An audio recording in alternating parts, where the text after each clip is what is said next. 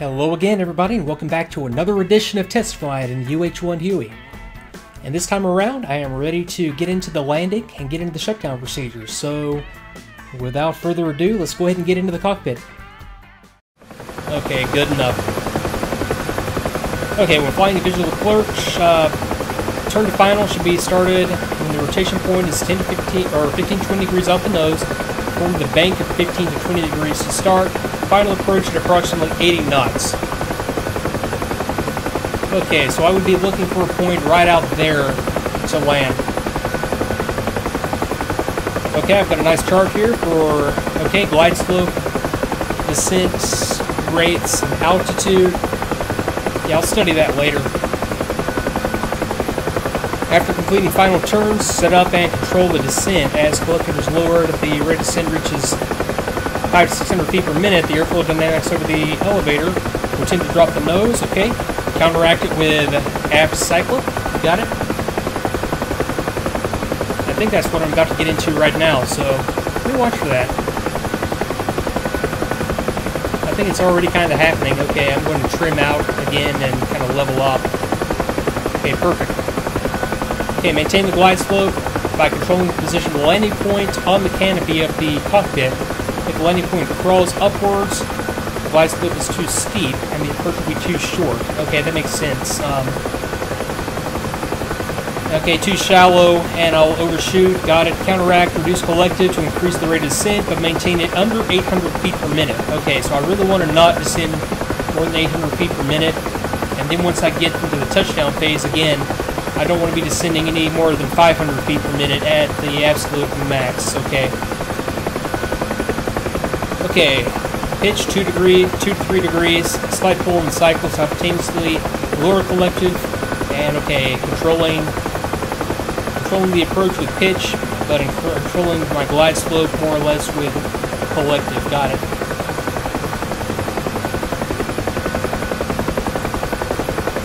Okay, let me reestablish here and 70 knots. Just put in a little bit more collective and get a little bit of a climb going. Okay, for example, same pitch angle, rate of acceleration from 80 down to 50 is considerably lower than the rate of acceleration from 50 down to 115. This is going to take a lot of digesting, so let me just kind of skip forward here. I think I've got the gist of it. So it's flying the approach. I'm going to get the opposite effects on the approach as my airspeed decreases from what I experienced on my climb out. Then it's just, very gently and smoothly take it into a hover and land. So that, I think I can do. I will go back and read the rest of it at my leisure. Just let me take it back around and get set up. Okay, like it said, anywhere from 400 to 500 feet.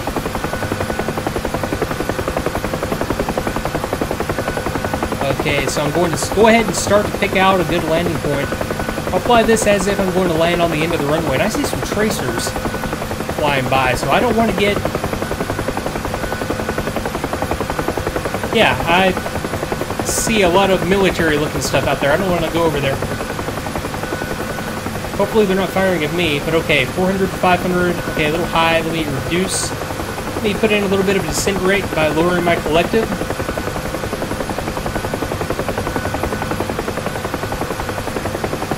I'd be ashamed to get shot down while I'm learning to fly, so... Okay, so descent rate. I've got my point picked out, and my point is the end of the runway.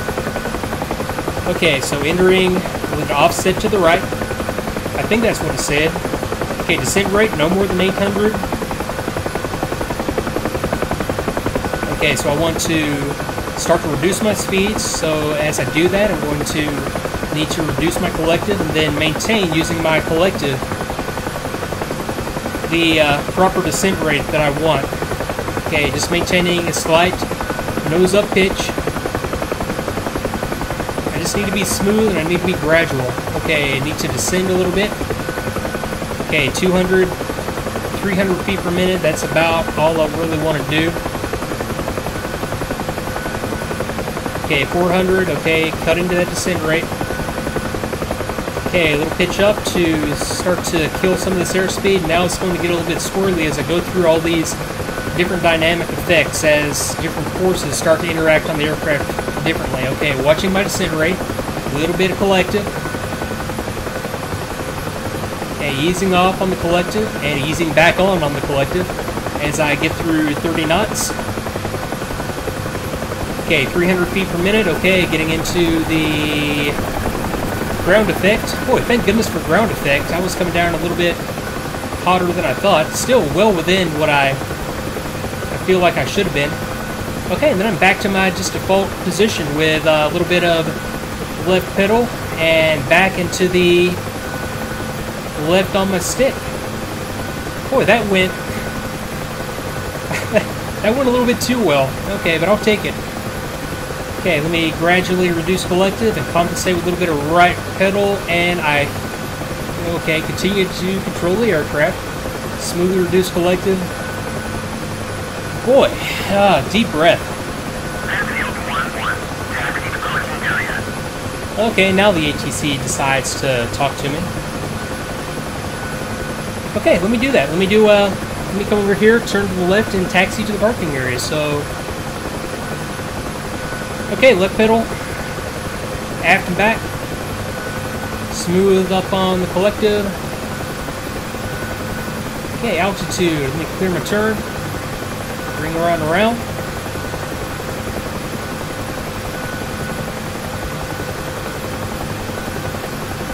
Okay.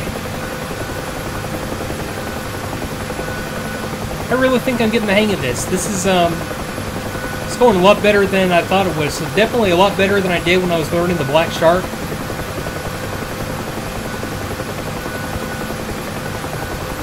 Yeah, I think a little bit of experience. I mean, this is vastly different from flying the Black Shark. I mean, this is completely just almost seat of your pants, whereas the Black Shark has so many features that help you out with the autopilot and automation. But yeah, I think I really got a hang of it. If I had to compare it to anything, it flies, by default, it hovers kind of like a Black Shark does without any of the autopilot features on. But once you get the Huey going, once you've established yourself in level flight, it is just awesome to fly. Very, very smooth, very, very intuitive, very easy to coordinate your turns.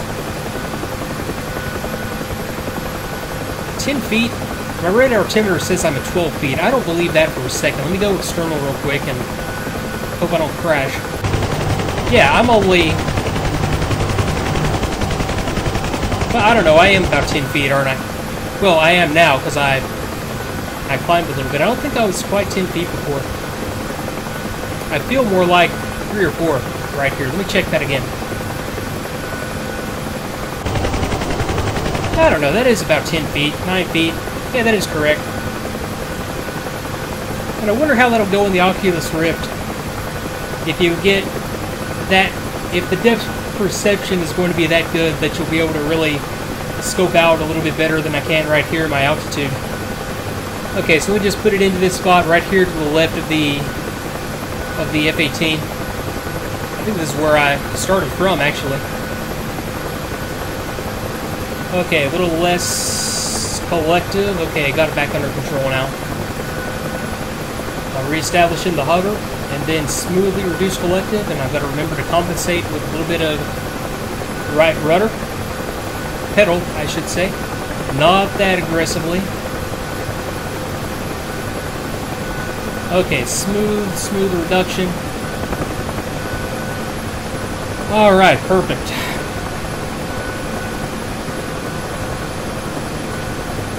Okay, let me step into the engine shutdown. Okay, left wing end. I'm not going to do that, however. Engine idle for 2 minutes. So let me go ahead and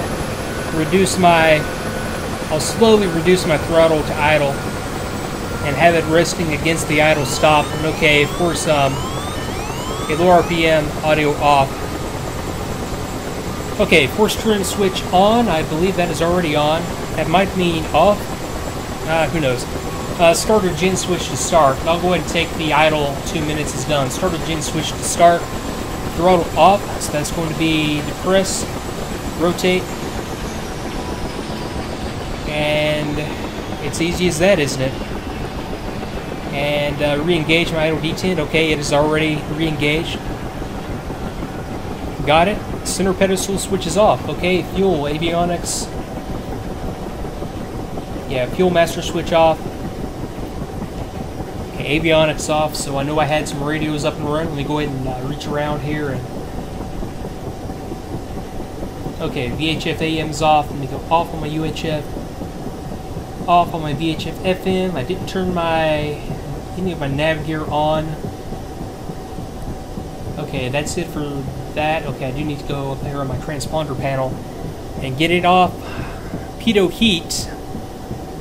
I didn't touch the pitot heat, did I? Maybe I missed that. No, I didn't miss that during the startup because it never really called for it.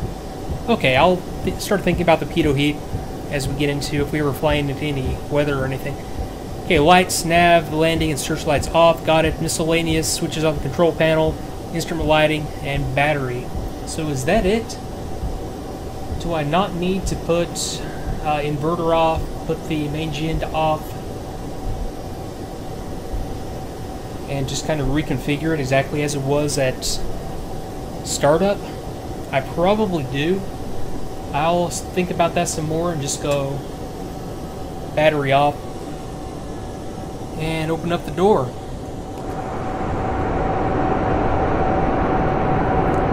Okay, so I've got auto rotation procedures, which I'm not even going to get into that until I get more of a handle on normal landings. Let me close the door. That's a little louder than I thought it was.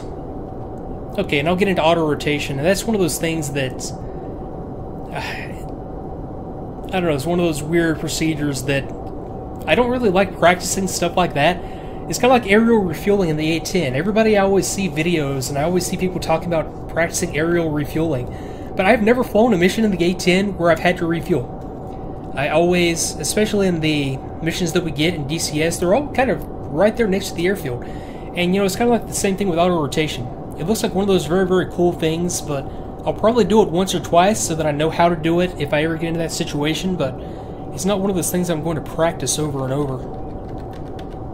Because I would rather really learn the systems, learn how the navigation equipment works, and learn all this other neat stuff, and get into weapons employment before getting into anything else. So, okay, there we go. So that's another episode down of test flight in the DCS UH-1 Huey, and got a lot of flying to do, but I think, yeah, after that, it's smooth sailing from here. Now I can get into systems, learn how to navigate, and learn how to employ some weapons, and then as I go, feel for the aircraft and feel for the, you know, really getting at the handle or the hang on, getting the hang of the landing will come with time.